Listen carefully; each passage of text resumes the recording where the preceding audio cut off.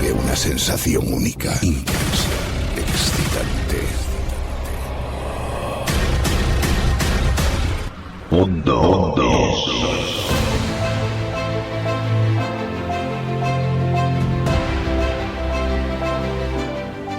Buenas noches, Dani, bienvenido. ¿Cómo estamos? ¿Qué tal, Juan Carlos? ¿Cómo estamos? Pues la verdad que es un placer estar aquí en tu programa.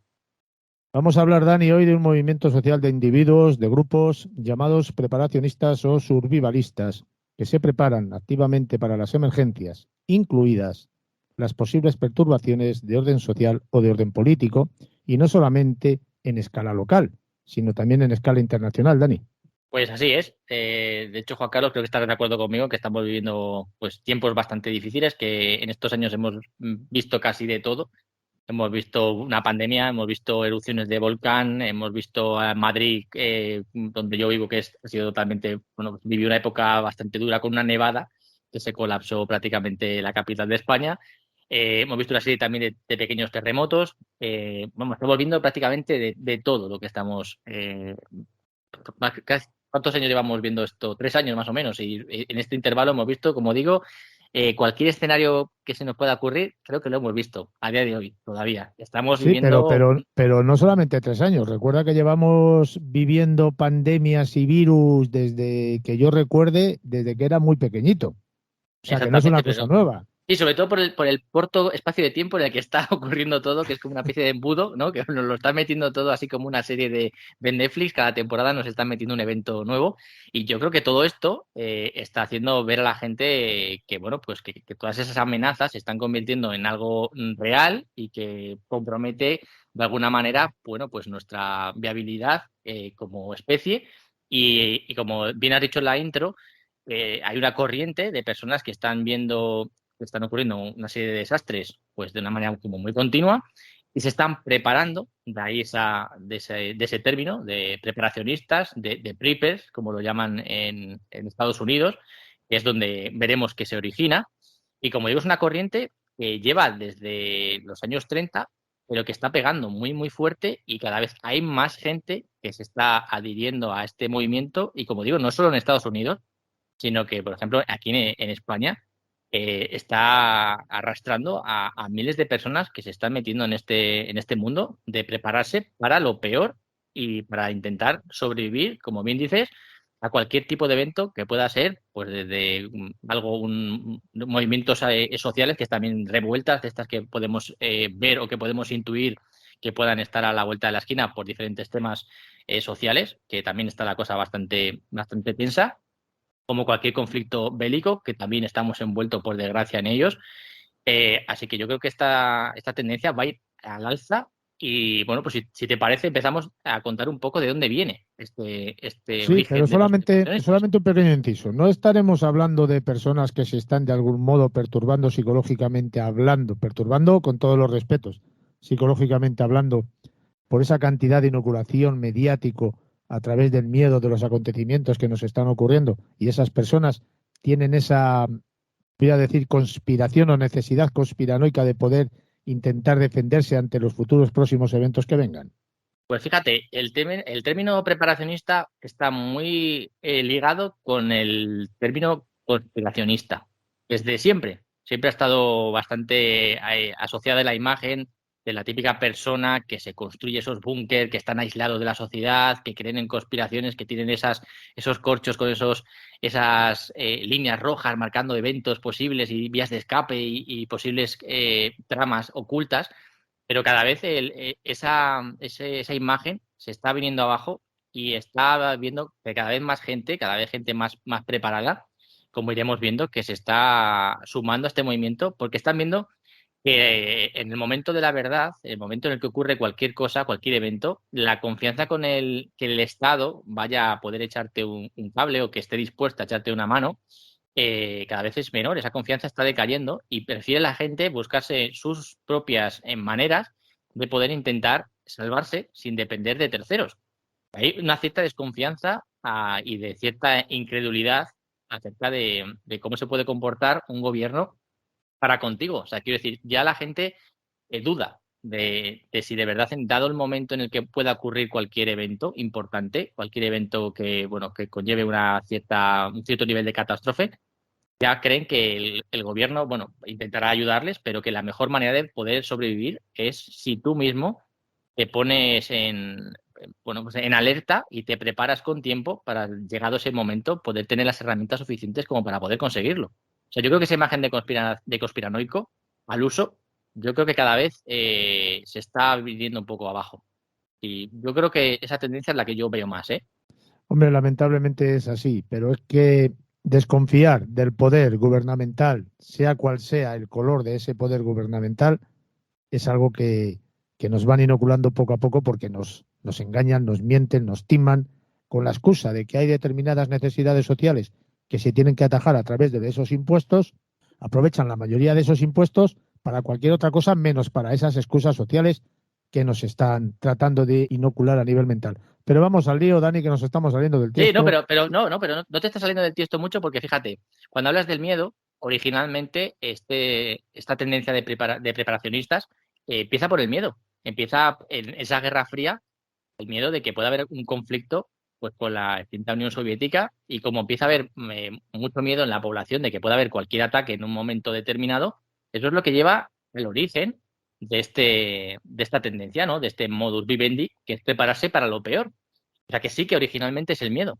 El miedo es el que a partir de la década de los 30 hasta la década de los 50 lleva a la gente a prepararse por sus propios búnkers personales en sus casas, incluso ya hemos hablado alguna vez cuando hemos hablado del maletín del fin del mundo, cómo a los niños en los colegios pues se les inoculaba en cierta manera ese miedo y cómo debían de reaccionar en el momento de que puede haber algún ataque, ¿no? Que eran irse debajo de las sillas, que ya me dirás tú que iba a protegerles en caso de un ataque nuclear el meterte debajo de una silla o de una mesa de un pupitre, ¿no?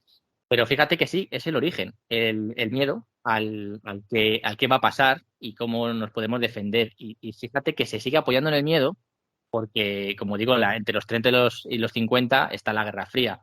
Pero a partir de la década de los 60, Estados Unidos, estamos primero centrando en los Estados Unidos porque es más o menos donde eclosiona todo este movimiento.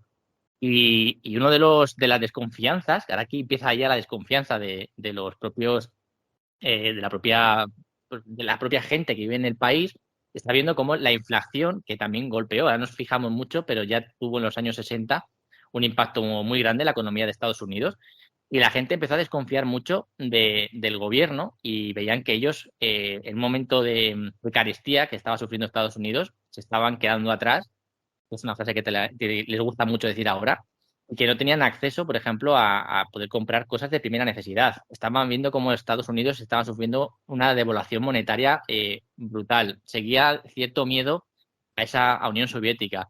Y cada vez esa sensación de vulnerabilidad en el pueblo norteamericano iba más y estaban viendo que, bueno, pues en cualquier momento podría haber alguna escasez de suministros o que hubiera cualquier fallo en el sistema entendiendo a Estados Unidos como entidad, y llegaron a haber pues muchos pensadores, podemos decir de cortes más libertarios, a promover lo que sería esa preparación individual. Y es que esto sigue yendo a más, porque ya en los años 2000, porque fíjate que hemos pasado cosas malas, ¿no? Pero es que en el año 2000 hemos vivido el 11 de septiembre, hemos visto una crisis del 2008 muy, muy dura. Hemos visto también otra gripe, como bien decías, ¿no? Otra pandemia, que era no tan sonada, pero fue la gripe porcina del H1N1 en el 2009, que también tuvo mucho impacto económicamente hablando. Tuvimos las hipotecas subprime en Estados Unidos en 2007, que arrasó a muchas compañías. Mucha gente se quedó en el paro, mucha gente se quedó prácticamente en la ruina. Y también tuvimos una época de escasez de cereales en la década de los 2000. Como digo, pues gente empieza a desconfiar mucho del sistema.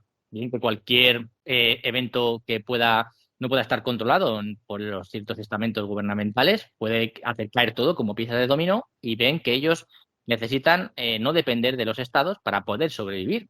Y aquí en esta curva, si podíamos imaginarnos una curva mental, como digo, de los años 30 hasta ahora, está ascendiendo en la duda que tienen los ciudadanos a la hora de depender del Estado, que me parece lógico y normal, porque si atendemos a cómo han ido ciertas cosas, por ejemplo, en nuestro país, ha sido todo, por ejemplo, en la misma pandemia hablando, era todo una locura, no sabías a quién hacer caso, a quién escuchar, porque casi si todo eran noticias contradictorias. Hay un momento en el que dices, yo no me puedo fiar de nadie y debería a lo mejor fiarme de mí mismo y poder tener mis herramientas propias para no depender de absolutamente nadie, y menos de un gobierno. Y creo que es normal. Yo creo que cada vez hay más desconfianza y al final esto es una tendencia. Y es que en Estados Unidos, por ejemplo, tenemos a día de hoy a una persona que se llama John Ramey, que tiene una comunidad online de preparacionistas y que se llama The Prepared, y que ya por lo menos dice ellos que más o menos calculan que tienen unos 15 millones de preparacionistas en Estados 15 Unidos. millones, nada más y nada menos. Que por lo menos en su página web, más o menos, que estiman que va en torno a los 15 millones de preparacionistas. Es verdad que Estados Unidos tiene una población muy grande, pero 15 millones de preparacionistas. Y sobre todo la franja de edad, Juan Carlos, porque estamos hablando de que mayoritariamente son gente entre 25 y 35 y entre 35 y 45. O sea, estamos hablando de gente joven, no estamos hablando de gente excesivamente mayor, estamos hablando de una gente más o menos que entiendo que tiene cierta formación, que está relativamente pues, cultivada. Y encima hay una paridad, a quien les gusta mucho esto de la paridad, entre hombres y mujeres, curiosamente. Ambos sexos están muy, muy preocupados o muy interesados en tener tareas de ver cómo prepararse ante cualquier evento que pueda ocurrir. Y como siempre digo, hablamos de Estados Unidos, podemos pensar que, bueno, Estados Unidos culturalmente son muy distintos a nosotros, que, bueno, lo vemos un poco, como decías al principio, ¿no? Conspiranoicos, el gorrito de plata, pero no, nosotros vamos aquí a España, que estábamos muy alejados de esa tendencia, y nos encontramos a una persona que se llama Samuel Guerrero. Sí, Que es un... perdóname, Sí, dime. perdóname un momento, Dani, pero es que, claro, Sí. una cosa es tener un pensamiento distinto, discordante, y otra cosa es ver que cada día, Dani, recibimos incesantes informaciones sobre guerras, desastres naturales, crisis energéticas, falta de recursos y materias primas, debacles políticos. Vamos, un mundo sumergido en el caos. Cada vez que ves la televisión, los medios de información, tanto digitales como escritos como audiovisuales, automáticamente te sumergen mentalmente en un sinfín de problemas que existen a nivel social y mundial. ¿Cómo no vas a tener la tentación de intentar sobrevivir o intentar ir un paso por delante de todo lo que puede llegar a pasar? Como tú bien estás mencionando, yo creo que esto se cae casi por su propio peso. Si todos aquellos que ven la televisión a diario, yo por suerte, entre comillas, no la veo casi nunca, pero todos aquellos que empiezan a recibir información de todos los lados y todo negativo, todo negativo, todo negativo, ¿cómo no te vas? Es que no hace falta ser intuitivo para poder decir, pues voy a tener unos recursos aquí a mi vera por si un día falla algo, tener con qué tirar para adelante, ¿no, Dani? Esa es la clave. Yo creo que al final ese bombardeo de noticias negativas y sobre todo muchas veces, como digo, contradictorias. No sabes a qué atenerte, te genera mucha desconfianza y no sabes cómo actuar. Y vamos a poner ahora dos ejemplos. Como estamos hablando de España, que aquí lo que vimos muchas veces, lo que dices tú, poner la tele y esto parece una alegría a la huerta. O sea, ves todo noticias negativas y te da ganas de decir, bueno, madre mía, qué horror. Pero es la realidad, al fin y al cabo. Estamos viendo cosas muy, muy turbias que, por desgracia, pues nos están golpeando, que hay cosas buenas que pasan todos los días, pero sí es verdad que hay que ser conscientes de que pasan cosas malas. Pero sí que, aparte de las cosas malas que ocurren, te das cuenta como que cada un medio de comunicación te dice una cosa distinta, entre los propios gobernantes ves que se contradicen muchas veces y te genera cierta, no te diría ansiedad, pero sí cierto resquemor, cierto, no sé, la sensación de decir, no puedo depender de esta gente porque creo que, dado el momento en el que haya algún problema, como ya hemos podido vivir, pues me van a dejar, bueno, pues abandonado, cuando menos decidirán tarde por mí lo que se supone que es bueno, ¿no? Y la gente se está preparando para ello. Y aquí en España, como digo, que no somos Estados Unidos ni tenemos esa filosofía de los búnkers, ni de la preparación, ni mucho menos, cada vez hay muchísima más gente que se está dedicando a este tema del preparacionismo. Y este chaval, este chico que lleva esta web en España, que es una asociación que se llama Preppers España, que bueno, no es que no es que está haciendo propaganda de ella, sino porque es una de las más relevantes que hay en España, que digo porque es interesante leerlo como complemento a esta charla, que se llama prepperspain.com.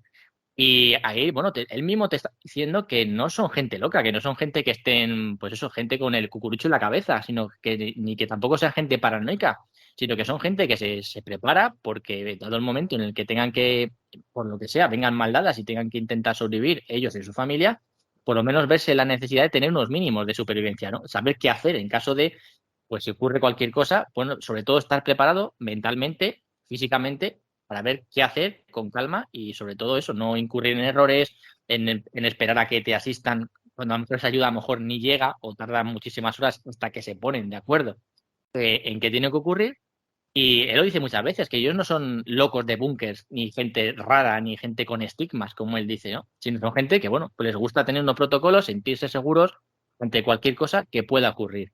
Y es normal que esto ocurra. En países a lo mejor en las que a lo mejor sabemos que, bueno, ya con antecedentes, con casos así que han ocurrido, pues hemos visto, pues eso, líneas de actuación cuando menos cuestionables.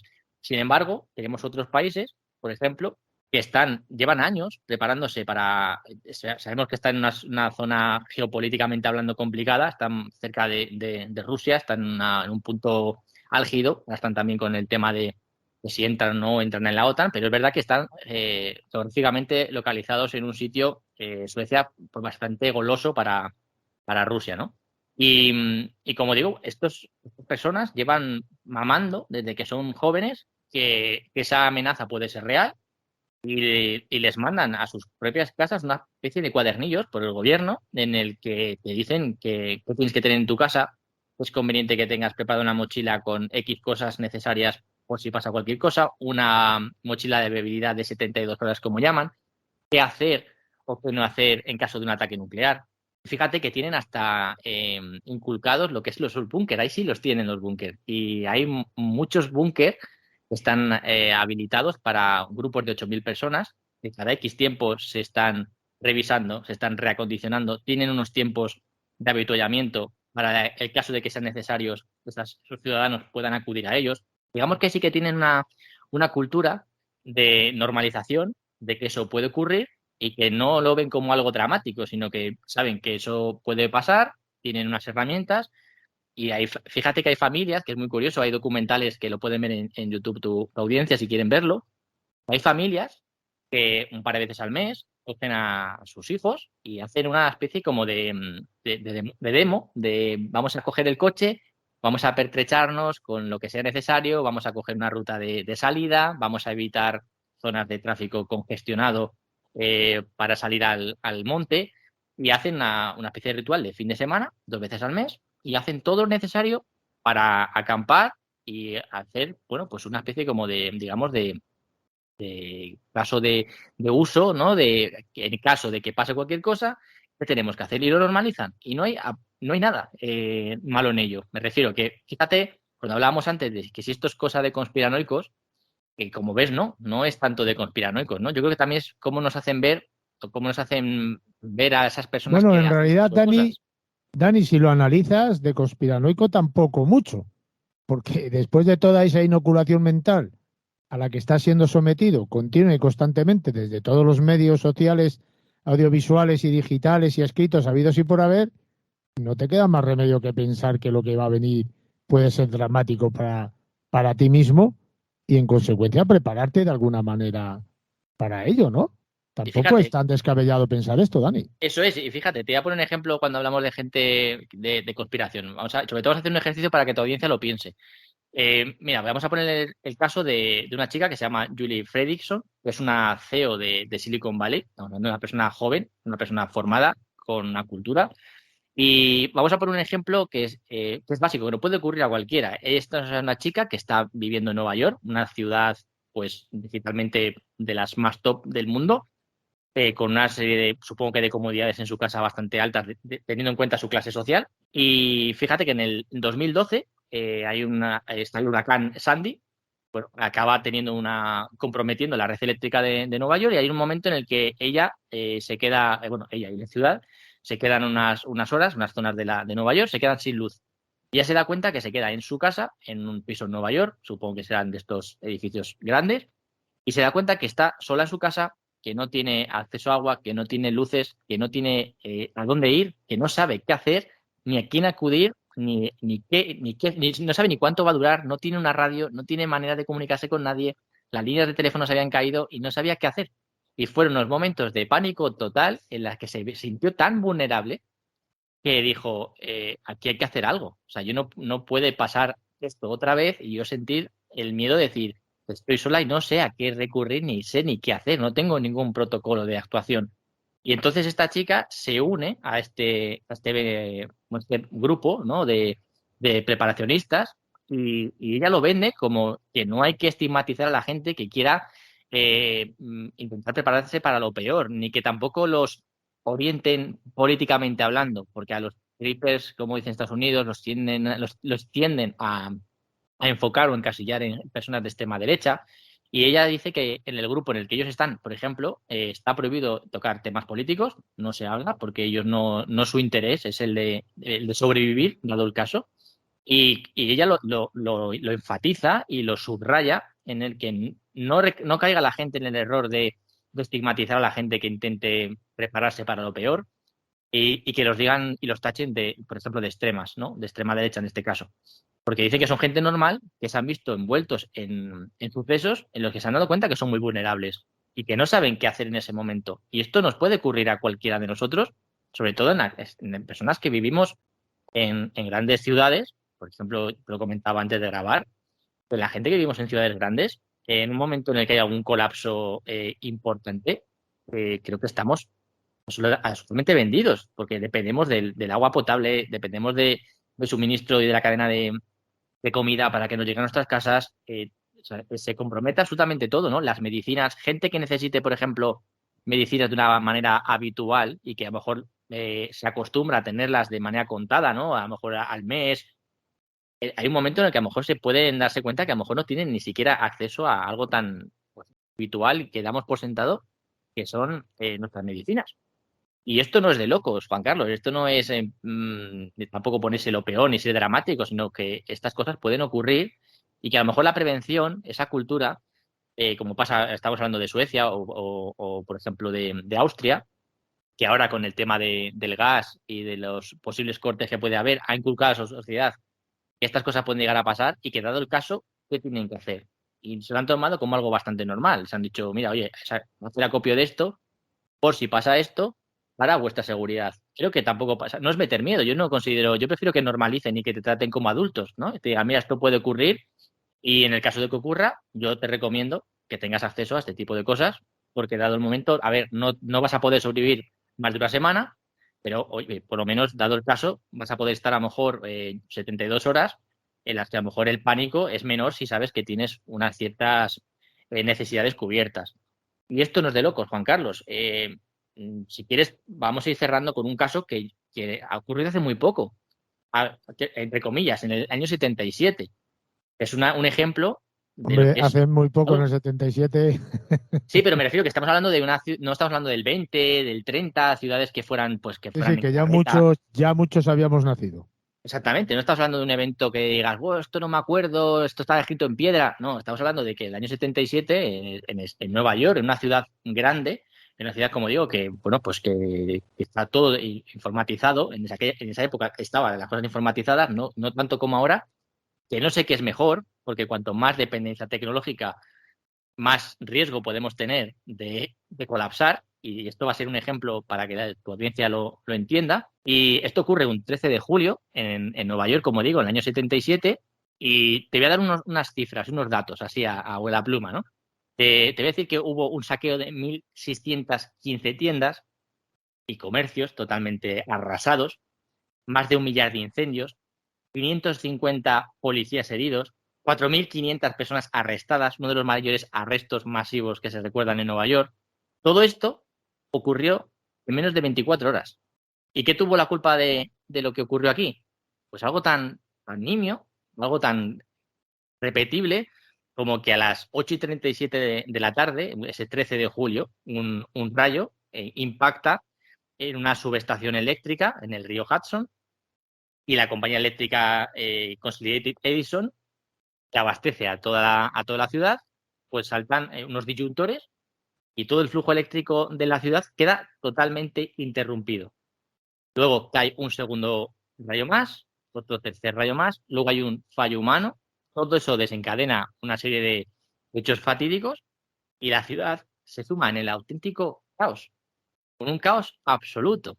Estamos hablando, Juan Carlos, que los propios aviones que estaban intentando llegar al aeropuerto de Kennedy se estaban preguntando por radio dónde estaba el aeropuerto.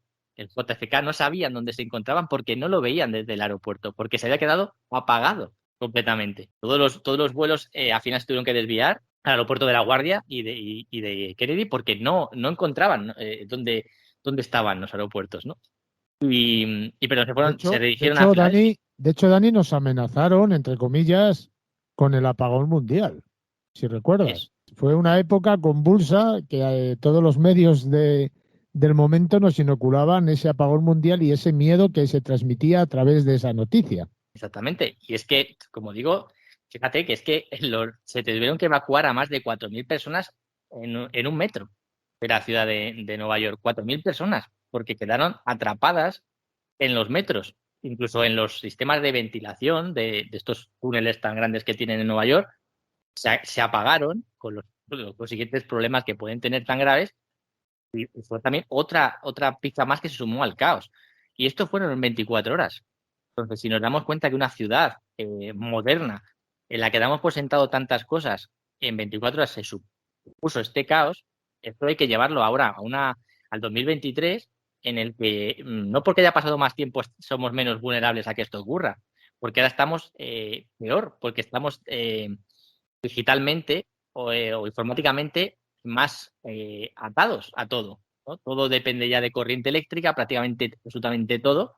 Y pongamos que falla la electricidad y que en vez de pues, reponerse en 24 horas, pueda tardar una semana. Nos podemos imaginar, escalar esto que ocurrió de 24 horas, llevarlo a una semana a una gran ciudad sin corriente eléctrica, lo que puede llegar a ocurrir. Y vamos a rizar más el rizo todavía.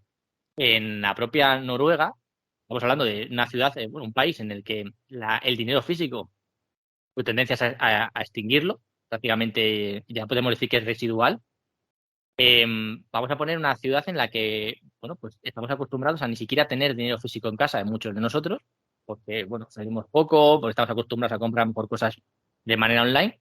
Y el sistema eléctrico, hay un ataque cibernético que también está sobre la mesa y que cada vez hay más ataques y muchos de los que muchas veces ni nos enteramos. Colapse el sistema, por ejemplo, financiero y no seamos capaces de sacar dinero físico de ningún cajero y no tengamos dinero. ¿Qué puede hacer un ciudadano de a pie sin dinero físico si no puede comprar absolutamente nada? O sea, es que a veces damos por sentado, Juan Carlos, ciertas cosas que son normales porque lo tenemos a golpe de dedo, ¿no? Prácticamente, o un grifo, o levantar el grifo y salir agua corriente, pero no somos conscientes de que todo eso va con electricidad y que puede haber desde sabotajes, desde ese evento Carrington que tanto nos llevan avisando, que en algún momento puede ocurrir, que esto no puede ser agoreros, pero que ya pasó y puede volver a ocurrir. Y en el momento en el que ocurra, creo que hay muchas ciudades, y yo me incluyo en la nuestra, aunque tenemos en el Ayuntamiento de Madrid una web que ya se han sumado el año 2021, curiosamente, para que tengas una mochila en tu casa con ciertas cosas necesarias por si pasa algo. Pero que fíjate, yo me he enterado prácticamente hace unos días, porque estaba preparándome el tema y vi que existía. No era consciente de que eso estaba a disposición de la ciudadanía de Madrid, ¿no? Una guía de pasos a seguir, pues si pasa cualquier cosa y que deberías de tener una mochila. Dani, supuestamente, además de esa mochila, también recomendaban tener generadores eléctricos y herramientas y comida también, evidentemente, no solamente lo de la mochila. Exactamente, sí. No sé si ahí el Ayuntamiento de Madrid, por ejemplo, también hacía este tipo de recomendaciones. Pues la web, la página entera no me la he leído. He leído los 10 elementos que necesitabas para tener una mochila preparada, que era una mochila que llaman de 72 horas. Pero yo creo que es justo para eso mismo, para lo justo para 72 horas, simplemente, ¿no? Creo que lo que estás comentando tú ya es una preparación más a mayor nivel. Poder tener, por ejemplo, no lo estoy comentando yo, lo estoy leyendo literalmente de la página de los preparados. Hay una página web que habla de ello y precisamente mencionan esas mochilas que tú acabas de decir de 72 horas. Sí, y hablan, por ejemplo, de tener esos camping gas pequeños para poder calentar comida, porque también es verdad que damos por hecho que cuando tú llegas a tu casa, das aquí un botón, se enciende la vitrocerámica o lo que sea y puedes calentar cualquier cosa, un potito de un bebé, ¿no? Si no puedes calentar ni siquiera eso, estás automáticamente vendido. De hecho, muchos de nosotros, por ejemplo, yo cuando estaba preparándome esto, yo ahora mismo no sabría ni siquiera moverme prácticamente sin un GPS. Ya, pero es que lo de la mochila, lo curioso de esa mochila de 72 horas es que está repleta de elementos básicos para salir corriendo, no para quedarse ahí metido. Es para salir corriendo en caso de necesidad. Eso es. Ellos piensan que lo que hacen es, o la tendencia que ellos creen, es que en el momento de que vean que haya una posibilidad de que ocurra algo, lo suyo es cogerse lo que dices tú, una mochila con todo preparado ya, que no es que me ponga preparado en ese momento, es coger la mochila y tener un plan de vida.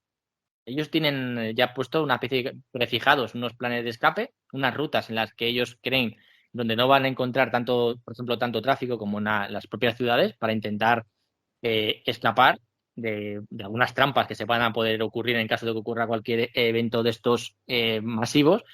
Y es verdad que es coger cualquier pertrechos rápidos, cargarte en un coche y salir corriendo, tener gasolina preparada y ir a un punto, en muchos casos ya preparado para ya estar haciendo una especie como de vida ya más a largo plazo hasta que se estabilice la situación. Ellos tienen los preparacionistas, o sea, la mochila de 72 horas es que te recomiendan en el ayuntamiento, no lo he leído todavía, pero supongo que es para que aguantes en tu casa un tiempo, bueno, prudencial y que, bueno, tengas una radio, tengas unas pilas, tengas tus medicamentos, lo básico. Pero, ¿qué pasa después de esas 72 horas? Esa es la parte clave, ¿no? Donde estos preparacionistas sí que dan un salto mayor cuantitativo y tienen todo bastante más preparado y saben, por ejemplo, incluso hacer un fuego.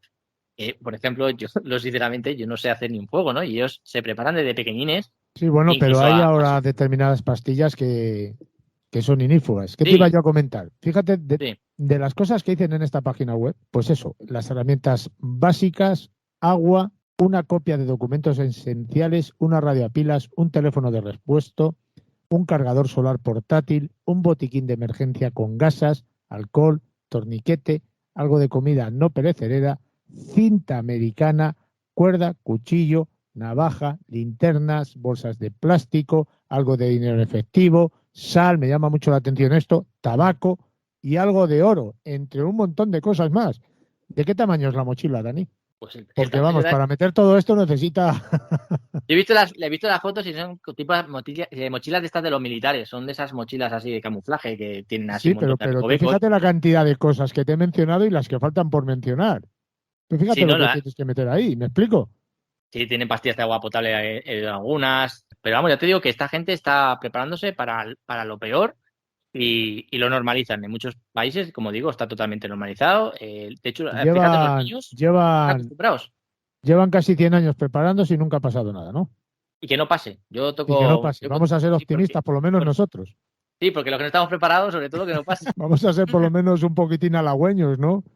Sí, no, yo creo que es bueno, fíjate, yo creo que es bueno que nos traten como adultos, como he dicho al principio, y que nos digan, en vez de vendernos tanta la negatividad y no sé qué en los medios de comunicación y que sea todo que te sientas ahí como madre mía, no sé ni qué hacer, sino que fíjate, sería mejor y más normalizado que alguien te dijera, pues oye, con cierta cordura, dijera, mira, esto puede pasar, esto es un riesgo real, esto hay que hacer esto y esto, y recomendamos esto y esto. Una serie de pautas en las que, bueno, pues tú lo interiorices como algo normal y que la gente, pues dado el momento en el que ocurra algo, pues que sea algo, bueno, pues fácilmente asumible mentalmente, digas, bueno, para esto me han educado. Y si te vas al campo, allí a donde Dios puso la última piedra, ¿para qué quieres el dinero físico?